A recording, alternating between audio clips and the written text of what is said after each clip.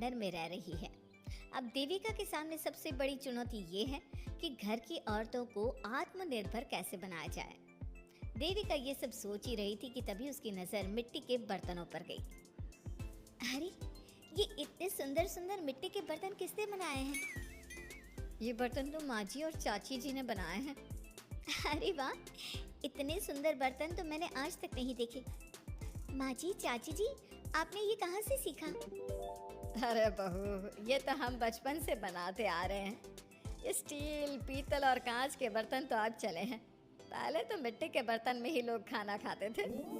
ठीक है, तो हम दोबारा से मिट्टी के बर्तनों में लोगों को खाना खाना सिखाएंगे।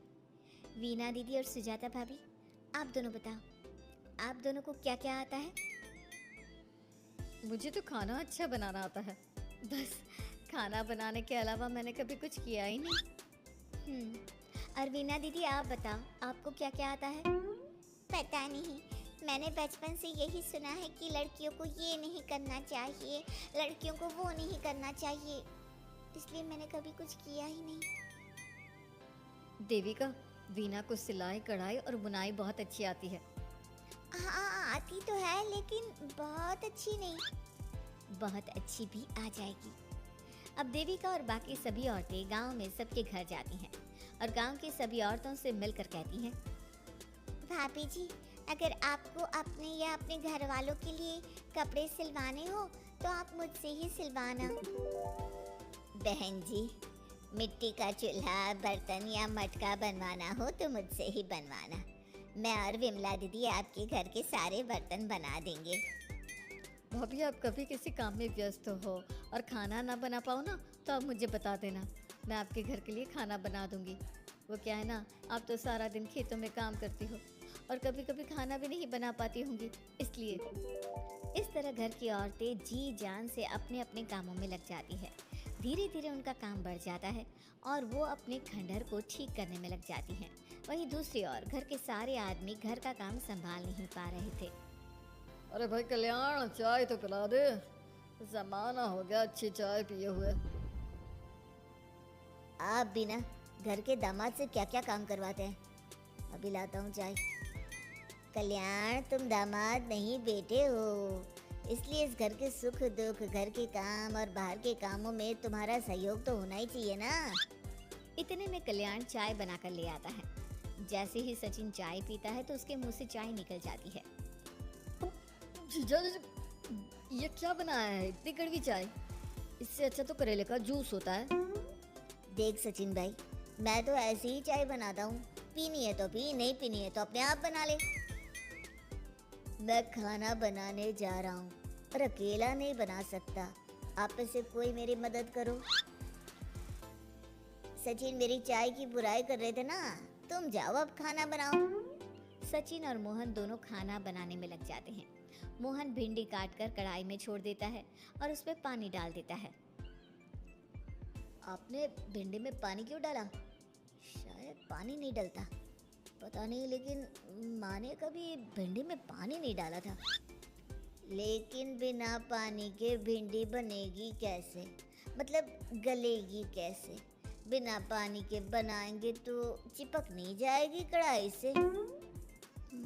पता नहीं, चलो देखते हैं कैसे बनती है भिंडी। भैया, कितने दिन हो गए ना अच्छा खाना खाए हुए। खाना तो सुजाता बनाती है, इतना मज़ेदार खाना कोई और बना ही नहीं पाता। सचिन और मोहन खाना तैयार करके ले आए। सभी आदमी खाना खाने लगे। खाना बना तो बहुत बुरा था, लेकिन किसी ने बिना कुछ कहे खाना खा लिया। तभी जोगिंदर ने कहा, घर की हालत कितनी बुरी हो रही है, जगह जगह जाले लगे हैं, 2 दिन से तो किसी ने झाड़ू भी नहीं लगाई घर की। हाँ, और घर में गंदे कपड़ों के ढेर लगे हैं। मेरे पास तो यह आखिरी कुर्ता ही बचा है पहनने के लिए। कल्याण, मोहन, तुम किसी नौकर को रख लो ना। हमने 1-2 लोगों से बात की थी नौकर के लिए, लेकिन कोई घर में काम करने के लिए तैयार ही नहीं है। गांव के सभी लोग खेतों में ही मजदूरी कर रहे हैं। घर के सभी आदमी घर के काम में लगे रहते हैं, तो वो अपने खेतों पर भी ध्यान नहीं दे पाते और उन्हें हर महीने आर्थिक रूप से नुकसान उठाना पड़ता है। धीरे धीरे उनके घर की हालत खराब होने लगती है। एक दिन कल्याण सबसे कहता है, घर को तो औरत ही संभाल सकती है, हमारे बस का नहीं है घर संभालना। हमें किसी तरह से उस सब को वापस इस घर में लाना ही होगा। अरे कल्याण बेटा, पंचायत का फैसला था कि औरतें हमसे माफ़ी मांगे, लेकिन उन्होंने माफ़ी नहीं मांगी। अब हम उन्हें बुलाने गए तो उल्टा हमें ही अपनी अपनी पत्नियों से माफ़ी मांगनी पड़ेगी। हमें कोई ऐसा रास्ता निकालना होगा कि वो मजबूर हो जाए हमारे पास आने के लिए। बापू, उन सभी ने अपने अपने काम शुरू कर दिए हैं, क्यों ना हम सबके काम में नुकसान कर दें, इससे वो मजबूर हो जाएंगे हमारे पास आने के लिए।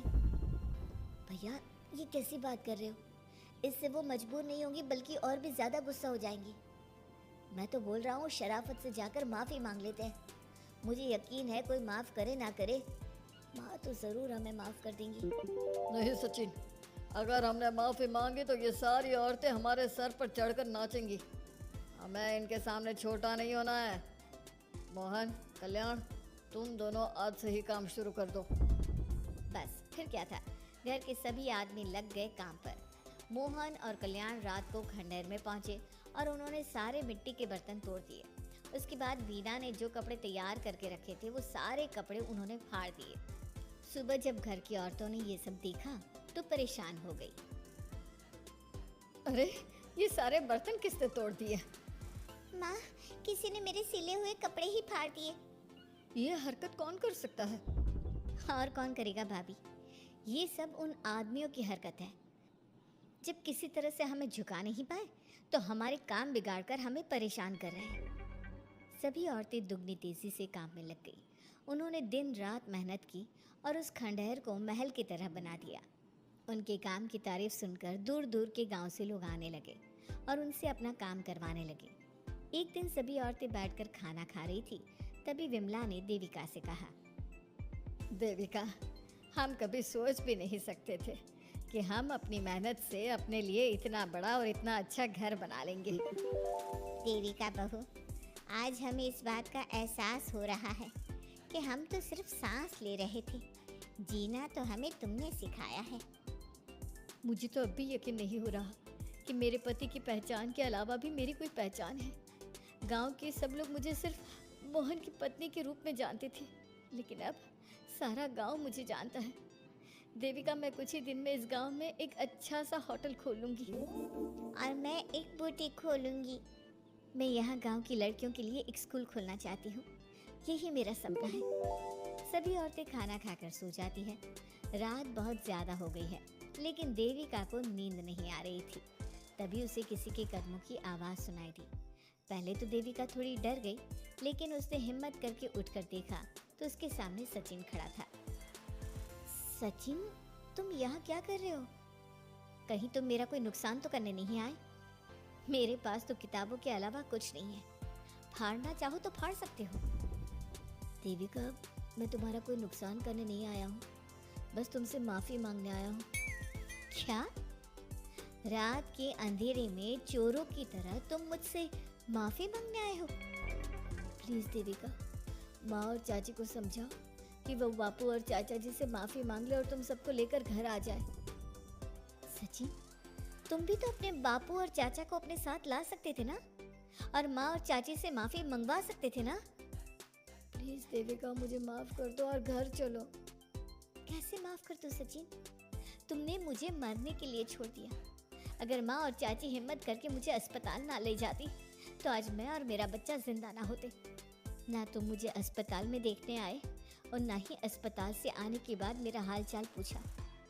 मुझे तो छोड़ो, तुमने अपने बच्चे का चेहरा तक नहीं देखा और तुम मुझसे उम्मीद कर रहे हो कि मैं तुम्हें माफ़ कर दूँ? कभी नहीं सचिन। देखो देविका, हम सबको बहुत नुकसान हो रहा है। घर के काम की वजह से हम बाहर के काम पर ध्यान नहीं दे पा रहे।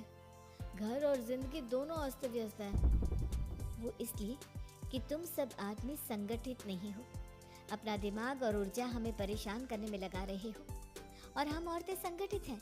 हम अपना दिमाग और ऊर्जा अपनी प्रगति में लगा रहे हैं। इसलिए हमने खंडहर को भी महल की तरह कर दिया और तुम्हारी हवेली खंडहर की तरह लगती है। सचिन देविका से बार बार माफ़ी मांग रहा है। क्या सचिन को अपनी गलती का सच में पछतावा है, या फिर ये घर के आदमियों की कोई नई चाल है? ये जानने के लिए आपको हमारे आने वाले एपिसोड का इंतजार करना होगा। और हाँ, कमेंट करके हमें ये भी ज़रूर बताइए कि क्या देविका को सचिन को माफ़ कर देना चाहिए? क्या उसे सब कुछ भूलकर सचिन के साथ अपना घर बसाना चाहिए? या फिर सचिन को भूल जाना चाहिए?